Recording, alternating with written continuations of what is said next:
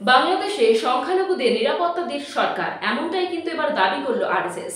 বাংলাদেশে অন্তর্বর্তীকালীন সরকার গঠন হলেও এখনো পর্যন্ত কিন্তু অশান্তি যায়নি, এবং সেই অশান্তি এড়াতেই কিন্তু এখানকার যে আরএসএস নেতারা রয়েছেন বা আরএসএস এর সমর্থক যারা, তারা বলছেন যে বাংলাদেশে যারা সংখ্যালঘু হিন্দুরা রয়েছে তাদেরকে কিন্তু নিরাপত্তার ব্যবস্থা করতে হবে প্রশাসনের পক্ষ থেকে।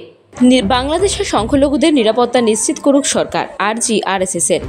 বাংলাদেশে অন্তর্বর্তী সরকার গঠন করা হলেও দেশে এখনও শান্তি ফেরেনি। সারা বাংলাদেশে বিভিন্ন জায়গায় সংখ্যালঘুদের ওপর অত্যাচার চলছে। বিশেষ করে হিন্দুদের ওপর অত্যাচার নিয়ে উদ্বেগ তৈরি হয়েছে।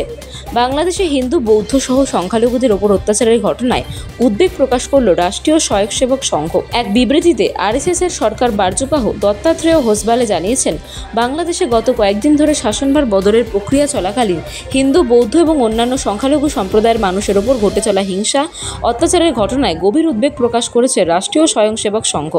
নির্দিষ্ট ব্যক্তিদের লক্ষ্য করে হত্যা, লুটপাট, অগ্নিসংযোগ, মহিলাদের ওপর ঘৃণ্য অপরাধের মতো নৃশংস ঘটনাও দেখা যাচ্ছে। হিন্দু এবং অন্যান্য ধর্মীয় সংখ্যালঘুদের ওপর অত্যাচার চালানো হচ্ছে। বাংলাদেশে হিন্দু মন্দিরগুলিতে হামলা চালানো হচ্ছে। এই ধরনের ঘটনা মেনে নেওয়া যায় না। আরএসএস সরকার কার্যবাহ আরও বলেছেন, বাংলাদেশের ঘটনার কড়া নিন্দা করছে আরএসএস। আমরা আশা করি বাংলাদেশের অন্তর্বর্তী সরকার অবিলম্বে এই ধরনের ঘটনা বন্ধ করার জন্য কঠোর ব্যবস্থা নেবে। অত্যাচারিত ব্যক্তিদের জীবন, সম্পত্তি এবং সম্মান রক্ষা করার জন্য বাংলাদেশ সরকারকে উপযুক্ত ব্যবস্থা করতে হবে। সারা বিশ্বের সব সম্প্রদায় এবং ভারতের সব রাজনৈতিক দলের কাছে আমাদের আবেদন, এই জটিল সময়ে হিন্দু, বৌদ্ধ সহ অত্যাচারিত সম্প্রদায়গুলির পাশে দাঁড়ান।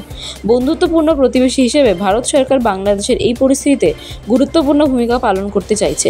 সরকারের কাছে রাষ্ট্রীয় স্বয়ংসেবক সংঘের আর্জি, বাংলাদেশে যাতে হিন্দু, বৌদ্ধ সহ সংখ্যালঘুদের নিরাপত্তা নিশ্চিত করা যায় সেই ব্যবস্থা নেওয়া হোক।